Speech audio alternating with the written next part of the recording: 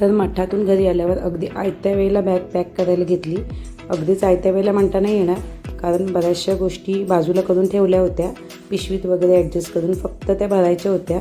त्यामुळे ते माझ्या मुलीने मग त्या व्यवस्थित अशा सूटकेसमध्ये मला अगदी वेळच्या वेळी जिथे सापडतील अशा पद्धतीने भरून दिल्यात. असं जर म्हणजे वेळेत जर नियोजन असेल तर बाहेर गेल्यावर आपल्याला कपडे शोधायला फारसा वेळ लागत नाही, किंवा प्रत्येक गोष्ट जागच्या जागी भेटते. असे प्रत्येक ड्रेस प्रत्येक दिवसाचे अशा प्रकारे मी पिशव्यांमध्ये भरून छानपैकी आम्ही पॅक करून घेतली बॅग आणि निघाले अशा आयुष्यातल्या छान सुंदर अशा ठिकाणी.